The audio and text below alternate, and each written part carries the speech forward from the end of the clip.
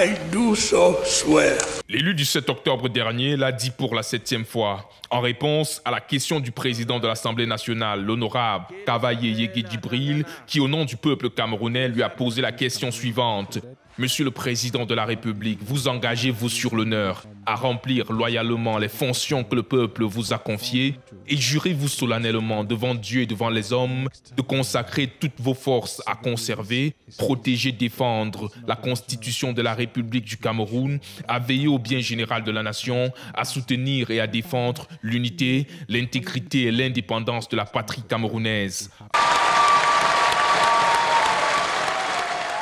Cette courte expression, forte de sens, en tant que prescription de l'article 7 de la Constitution du Cameroun, est le symbole de l'engagement du prince devant Dieu et devant les hommes à présider à la destinée du peuple camerounais.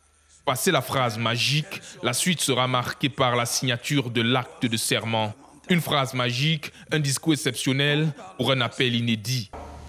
Je demande ici et maintenant au peuple camerounais dont je connais le patriotisme de m'aider à continuer dans la paix l'œuvre de construction nationale.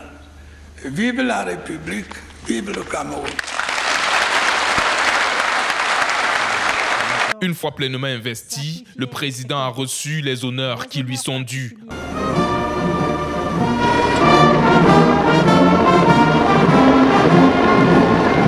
Nous avons franchi le Rubicon de l'ère des grandes opportunités. Mesdames et messieurs, soyez les bienvenus.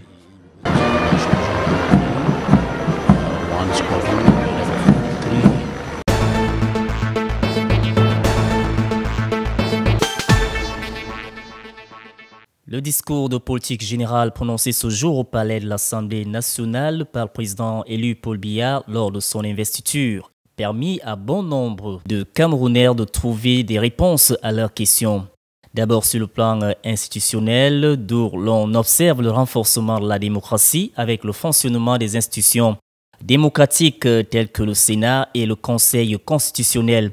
Concernant la forme de l'État, Paul Biya rappelle que le Cameroun reste un et indivisible. Cependant, l'accélération du processus de décentralisation en cours viendra à coup sûr élargir le champ de compétences des collectivités territoriales pour plus d'autonomie. Dans le volet sécuritaire, on note une invite aux artisans de la sécession à déposer les armes et de revenir à de meilleurs sentiments. Le nouveau septennat du chef de l'État est donc placé sous le signe de grandes opportunités à saisir et à développer, et ce dans divers domaines pour un Cameroun uni et prospère qui mérite une place de choix au sein du continent africain.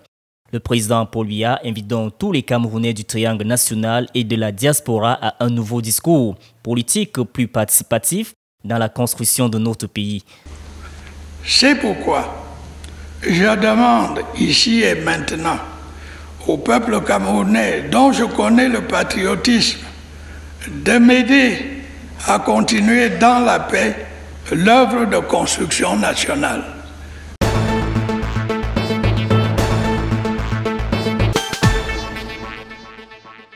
Le Cameroun de l'émergence sous Paul Biya reposera sur 3 piliers, l'agriculture, l'énergie et l'industrialisation.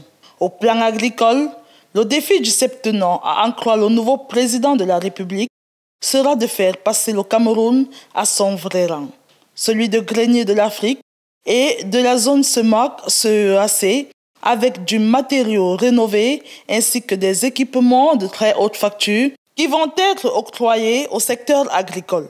En ce qui concerne l'industrie, dans le même esprit que celui de l'agriculture, Paul Biya entend réaliser dans son pays un atelier continental à travers une politique volontariste de renforcement de capacités, de promotion industrielle et de soutien à la transformation tout azimut.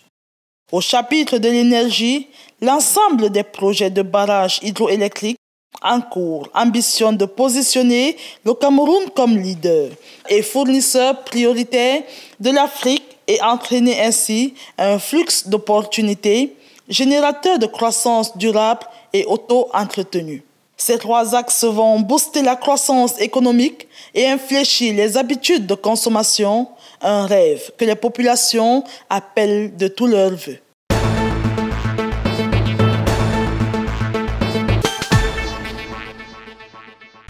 Nous allons réaliser une véritable révolution agricole en modernisant nos moyens de production et en transformant davantage nos produits agricoles. Ainsi se décline l'un des axes forts du septennat des grandes opportunités qui a officiellement démarré ce jour. À l'occasion de sa prestation de serment, le président élu, son Excellence Paul Biya, a mis un point d'honneur sur la relance de la production locale en vue de contrecarrer les effets déstabilisateurs des tendances isolationnistes qui gagnent du terrain dans le monde.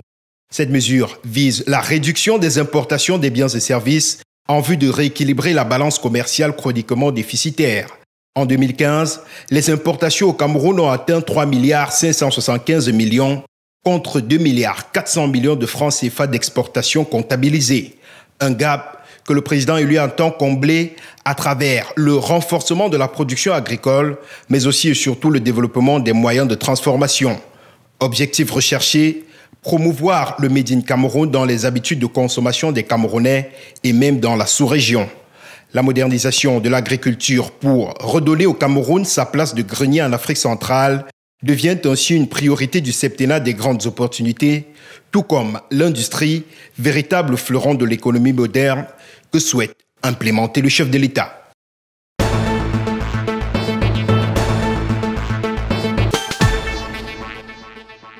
Paul Biya, président de la République du Cameroun, a prêté serment ce mardi à l'hémicycle de Ngouaïkele à Yaoundé.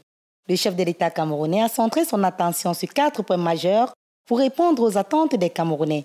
En santé, il promet de renforcer le système en ouvrant de nouveaux hôpitaux et en finalisant un dispositif de sécurité sociale efficace. Sur le domaine éducatif, il va favoriser l'intégration sociale des jeunes en développant davantage notre système éducatif à tous les niveaux et en mettant l'accent sur le professionnalisme. Les jeunes constituent la première cible pour un Cameroun qui se veut émergent à l'horizon 2035. C'est dans cette optique qu'il promet de favoriser la relance de la croissance économique créatrice d'emplois pour les jeunes susceptibles d'améliorer le pouvoir d'achat. Dans son plan d'action, la femme n'est pas passée inaperçue pour ce nouveau septennat du chef de l'État. Il compte ainsi promouvoir le rôle de la femme dans notre société parce qu'elle est la mère de l'humanité, la première éducatrice.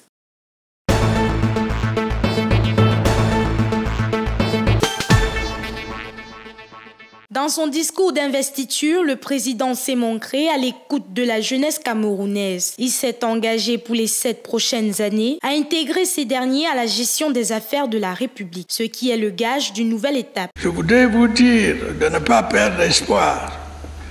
J'ai compris votre aspiration profonde à des changements qui vous ouvrent les portes de l'avenir et permettent votre plein épanouissement. J'en tiendrai compte en ayant à l'esprit que le Cameroun de demain se fera avec vous. Un discours presque salvateur pour la jeunesse qui démontre que le chef de l'État, au-delà de libérer, compte fédérer les énergies de la jeunesse pour une participation plus accrue de celle-ci à la construction progressive du pays dans sa marche vers l'émergence.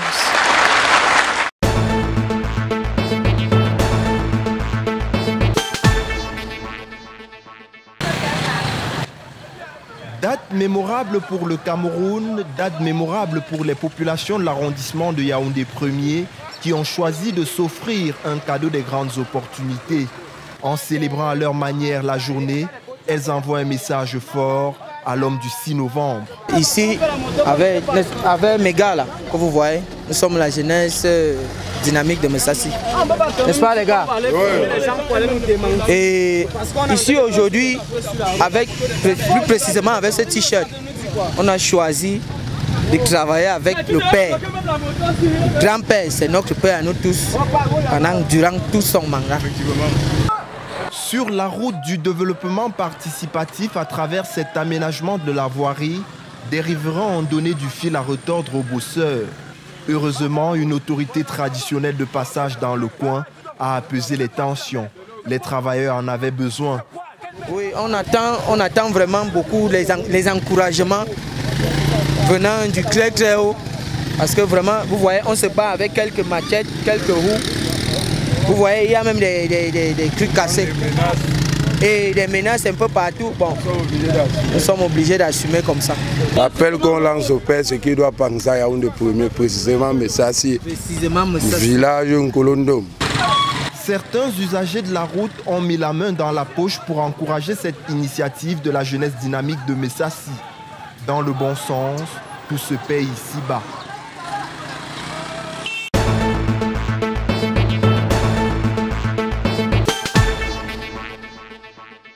Bon nombre d'aspects ont été évoqués lors de la prestation de serment du président de la République ce 6 novembre au Palais des Verts de Yaoundé. Le premier sportif camerounais a mis en lumière les efforts consentis par les pouvoirs publics dans le soutien aux différentes disciplines sportives en général et au football en particulier avec l'organisation de la CAN 2019 au Cameroun. Le nouveau septennat sous la bannière des grandes opportunités est déjà lancé avec en ligne de mire la grande messe du football africain qui se tiendra au mois de juin 2019. Dans cet ordre d'idées, on note la finalisation des infrastructures sportives, hôtelières, routières, communicationnelles pour accueillir les amoureux du sport roi dans le monde. Beaucoup mieux, et on le sait, la dite CAN sera un haut lieu de partage des opportunités. Comme pour dire qu'au Cameroun, le sport sera au cœur de la promotion de l'émergence.